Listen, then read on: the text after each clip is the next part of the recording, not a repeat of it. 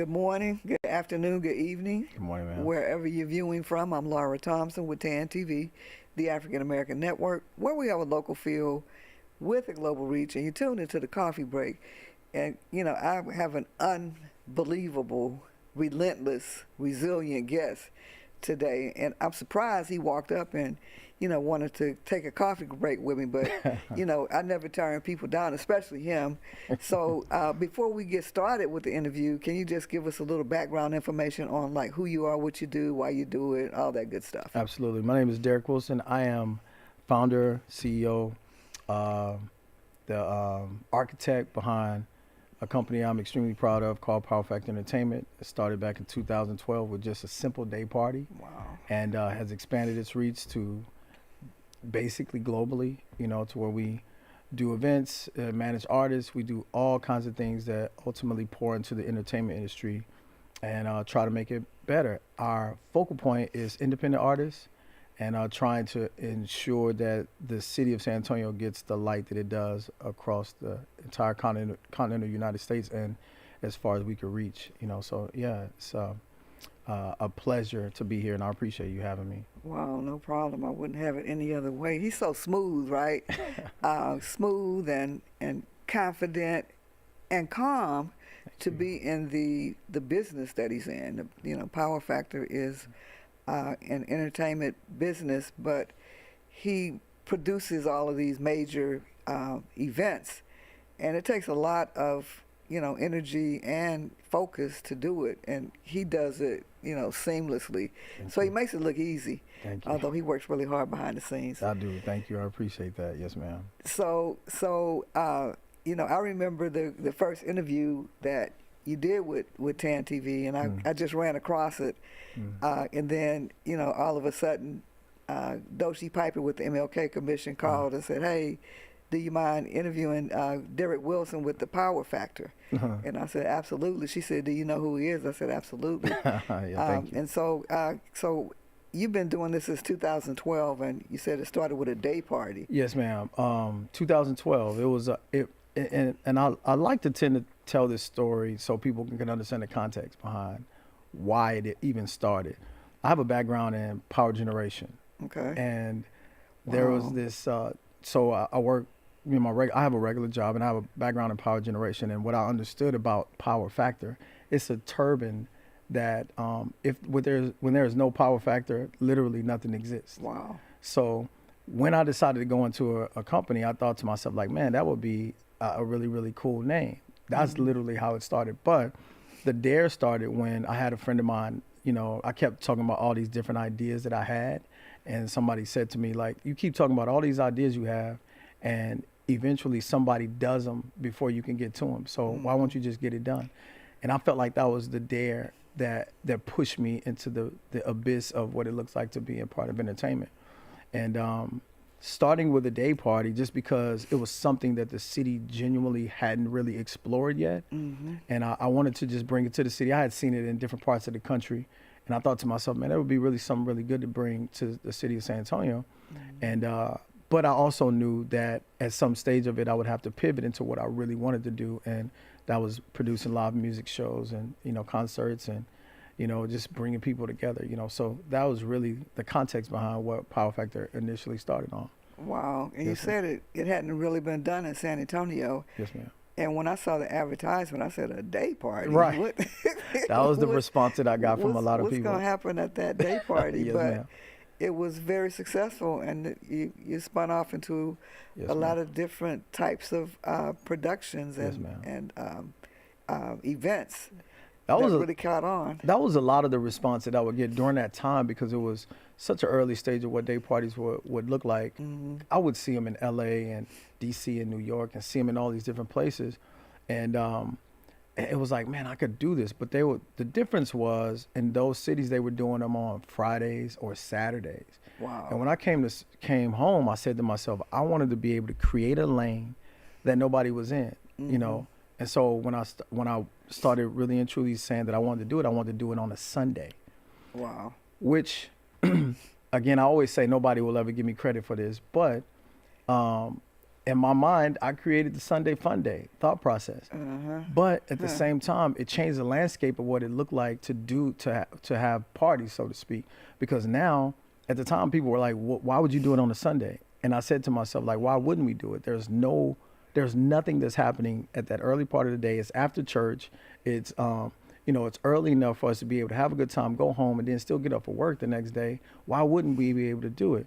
And now it's the landscape of it looks so different. It almost feels like everything happens on Sundays now. So that was really the concept behind it, was just creating a lane that wasn't, it was vacated at the time. So that's really what it was about.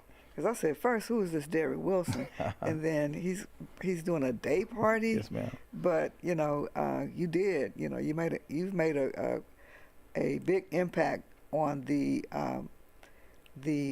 entertainment industry here in San Antonio. Thank you. We were in conversation a few minutes ago before we got on the air. You talked about incorporating and collaborating with community events. Yes, ma'am. And because you wanted to have a way to give back to the community. So tell us a little bit about what that looks like. It's funny because, I kind of got, in the entertainment industry, a lot of times what happens is, you get older. We all get older. And we have to figure out what our lane is going to be, what our next venture is going to be, because at some stage of it, we get too old to do certain things. And my mission was to never feel like I'm outside of what my realm of reach would look like. So I constantly wanted to be able to pivot in a way that was attractive to what I was trying to do, and my audience was used to me doing, with the understanding that there's a new generation of people that need to have some certain levels of entertainment. So I wanted to make some adjustments around that. But I prayed about it, and I asked God, I was like, God, I really and truly want to make sure that any and everything that I'm doing moving forward has some impact. I just don't want to be out here purposeless. I want it to be something driven with purpose. I literally prayed that, and then Tyrone Darden reached out to me at some stage of it, and he was like, "Hey, man, I got some opportunities, man, that I think that you will fit in well on." And that was my answer. That was like God answering my prayer to me at the time. Wow. He was like, "I want to connect you with the MLK Commission. We have all these different opportunities to be able to do it." I've also worked with SACAM a little bit as well. Okay. Haven't really got the projects that I wanted to get off the ground with SACAM, but I really and truly appreciate them even thinking of me when they did, and just pulling me into that circle of what it looks like to be community based. So again, I just prayed about it. God kind of opened the door, and my job was to walk through it, and I've walked through it at this stage of it. So it's been really, really good. Wow. So you're working on an event in collaboration with the MLK Commission. Yes, ma'am. That's coming up in August. So Yes, tell ma'am. us a little bit about that. Yes, ma'am. August 1st. We actually have a series of events that we're going to do that are going to highlight, Black royalty in a sense. And I want to stay away from the word Black in general, because yes, it is for our people, but I also want to make sure that it's inclusive of any and everybody. But, everything is about royalty. The first event that we did was a private event, invite only. You were invited to it, the Velvet Rope. And it was genuinely about bringing some of the movers and shakers in the Black community together and just giving them a taste of what it would look like to make fundraising fun. Because what I've noticed is over the course of my time in the entertainment industry and going to fundraisers is that a lot of the stuff felt mundane and almost boring to some degree when you do fundraisers. And what I thought to myself was, how can we make being able to contribute to the community, but still not feel so stuffy and so ugly about what it looks like to just do fundraising? And so I was like, man, I have all these ideas that I can incorporate to make this thing fun. So we started that, which was a test market. We felt like it went really, really well. And so we proceeded to do this next event, August 1st, which is Black Velvet. And Black Velvet is really and truly a concept that was generated out of what it looks like now to be in this current world that we live in. And what I mean by that is that if you notice, most men don't necessarily dress up anymore. They don't necessarily want to dress up anymore, And I said to myself, like, man, I really want to do an event that would allow women to be able to put on that beautiful gown that she wants to be able to put on, men to be able to get dressed up in a tuxedo, and then still feel like you can go to this event, it'd be, next level exquisite. But at the same time, you feel like, man, this was really, really fun. So we picked a great venue, which is going to be Skyline. And it's still in the district that we wanted to keep it in the district. We wanted to keep it on the east side. It's right there in Skyline. Okay. Super beautiful venue. But we also wanted to make it super elegant as well, too. So it's just about bringing elegance, community fundraising, and live music all in one arena, along with making sure that we celebrate food, because food is culturally what we ultimately kind of congregate around. And I wanted to make sure we incorporated all those things to make sure that it was genuinely about the culture, but it was inclusive of any and everybody. So I'm excited about it. I really am. And so that's the Black Velvet event. I love that name. Yes, ma'am. Exactly. And so tell us where it's going to be again, and what time, and how people can get to you. How can they scan the QR code or go to a website? Sure. So we have Black Velvet is going to be at 707 Dawson Street. It's at a venue called Skyline. It starts at 7 p.m. on August 1st, 2026. It's on a Saturday. We wanted to do it on a Saturday just because we want to make sure you can have a good time. And if you get in late, you'll be good for tomorrow. Right. But it is an all-black affair. The mission is for people to genuinely dress up and just really and truly show out what your style and your sophistication looks and feels like. Whatever that looks like to you, we want you to come looking like that. And as far as tickets and things that are concerned, we have it's on. You can find us on Facebook, on my website, The Lions Den, Powerfactor Entertainment, or Instagram. You can literally, it's advertisements all over the place. Or Wow. if you can't find it that way, you can literally just call me at 210-385-6163, and I'll direct you in the right area. So, yes, ma'am. Wow. So it's going to be a great event. I call them a party with a purpose. Exactly. You can dress up. Yes, and, ma'am. Men really look very debonair, Yes, ma'am. all dressed up. Yes, ma'am. Exactly. and I want us to so- get back to that. And you know? it makes you feel a different way and act a different way and posture yourself Exactly. different.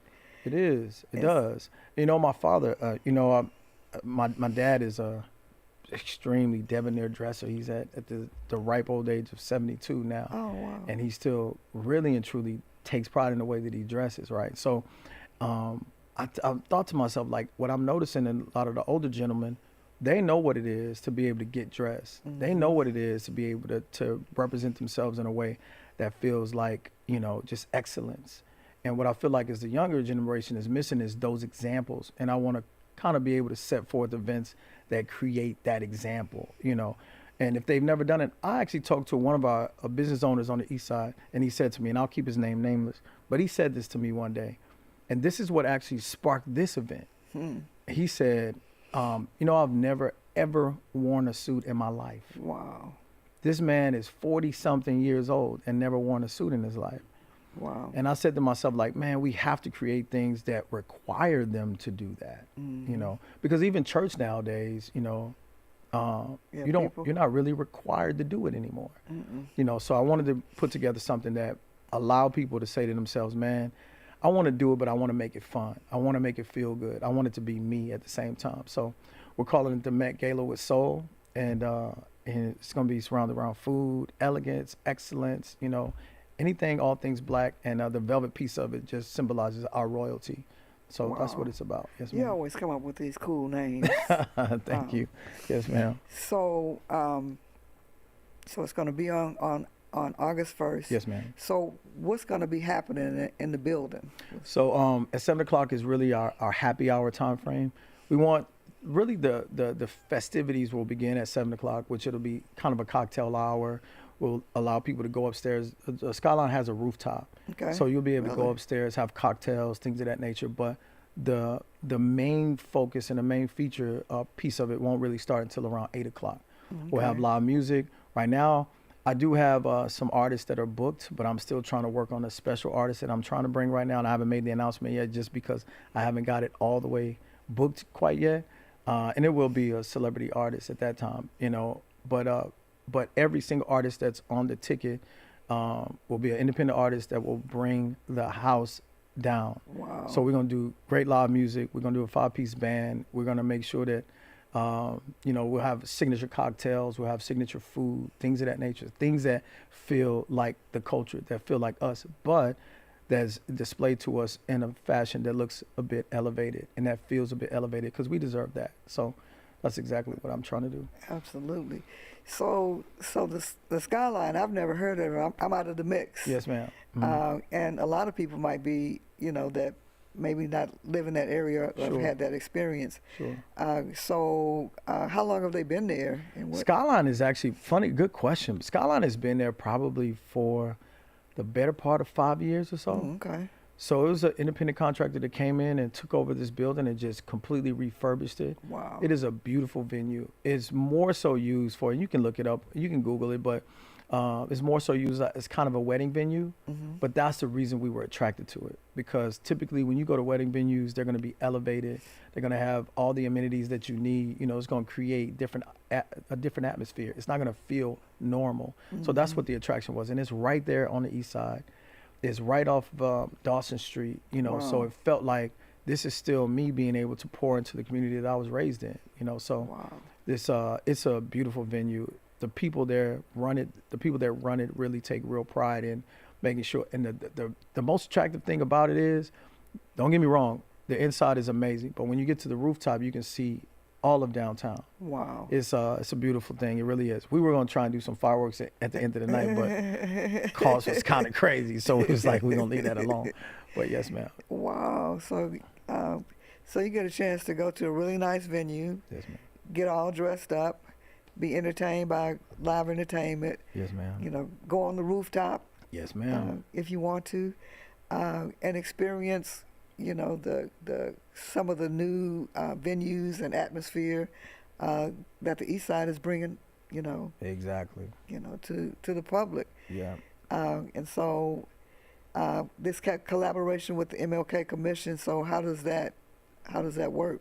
So again, Tyrone Darden was the one, because I've known Tyrone, and there's such a story behind me and Tyrone's relationship. I feel like that guy, I owe him the world, man, because he's really and truly poured even into my children.